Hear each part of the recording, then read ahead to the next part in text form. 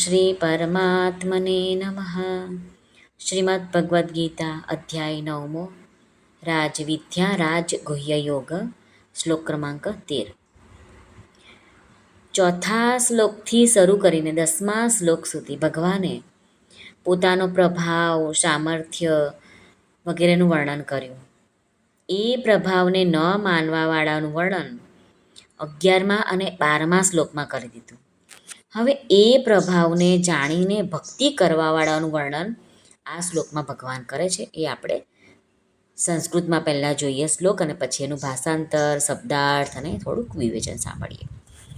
શ્રી ભગવાન ઉવાચ મહાત્માનસ્તુ મામ પાર્થ દૈવીમ પ્રકૃતિમાશ્રિતાઃ ભજન્ત્યનન્યમનસો જ્ઞાત્વા ભૂતાદિમવ્યયમ.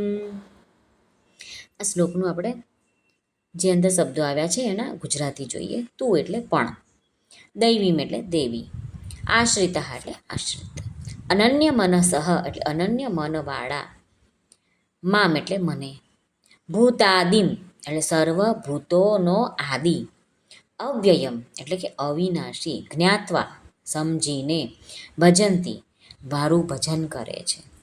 આ શ્લોકનું આપણે ભાષાંતર જોઈએ. શ્રી ભગવાન અર્જુને કહે છે, પણ હે પાર્થ, દૈવી પ્રકૃતિને આશ્રિત મહાત્માઓ મને સર્વભૂતોનું સનાતન કારણ અને નાશ રહિત અક્ષર સ્વરૂપ સમજીને અનન્ય મનથી યુક્ત થઈને નિરંતર મને ભજે છે. અહીં શબ્દ આવ્યો દૈવી પ્રકૃતિ. તો દૈવી પ્રકૃતિ કોને કહેવાય એનું વર્ણન ભગવાને અધ્યાય 16માં કર્યું છે.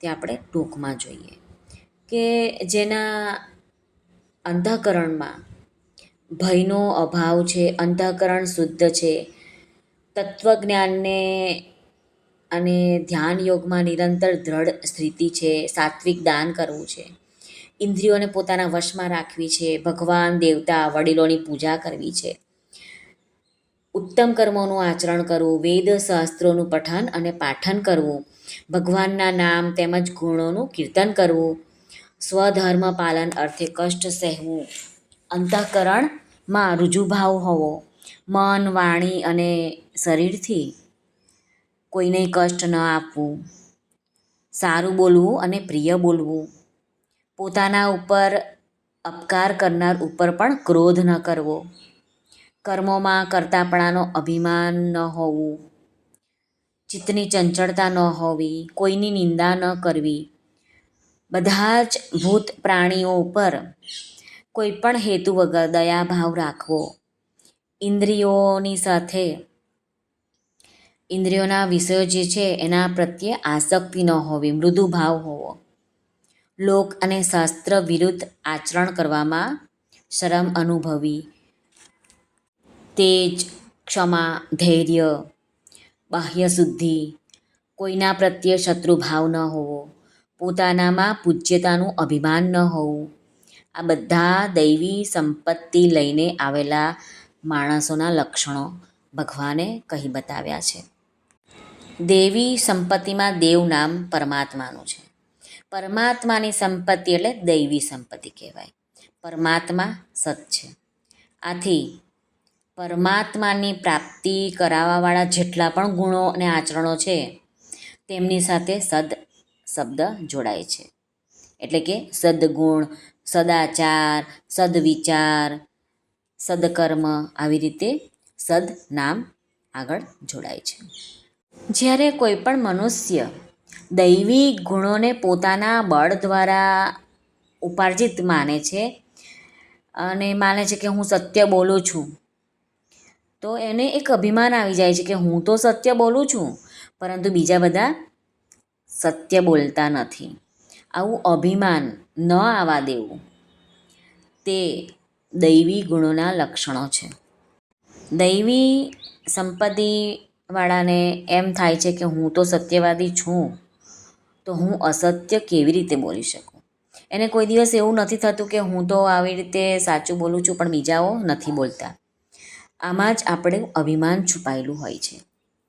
જ્યારે મનુષ્યને ફક્ત ભગવત પ્રાપ્તિનો જ ધ્યેય હોય છે ત્યારે એમની દ્રષ્ટિ પરમાત્માની તરફ વધી જાય છે અને એનાથી અભિમાન આવતું નથી.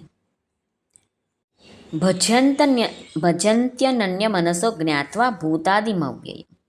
ભગવાનનું ભજન ગમે તે રીતે કરવામાં આવે તેનાથી લાભ તો થાય જ છે, પરંતુ ભગવાનની સાથે અનન્ય ભાવથી હું ભગવાનનો છું અને ભગવાન મારા છે એવા ભાવથી જો ભજન કરવામાં આવે તો તેનાથી બહુ જ મોટો લાભ થાય છે. અહીં ભગવાને એક શબ્દ વાપર્યું છે અનન્ય, એટલે અનન્ય મનવાળા થવાનું અર્થ એ જ છે કે એમના મનમાં અનન્યનો આશ્રય નથી, સહારો નથી, ભરોસો નથી, અન્ય કોઈમાં આકર્ષણ નથી અને ફક્ત ભગવાનમાં જ પોતાપણું છે. આ રીતે અનન્ય મનથી તેઓ ભગવાનનું ભજન કરે છે.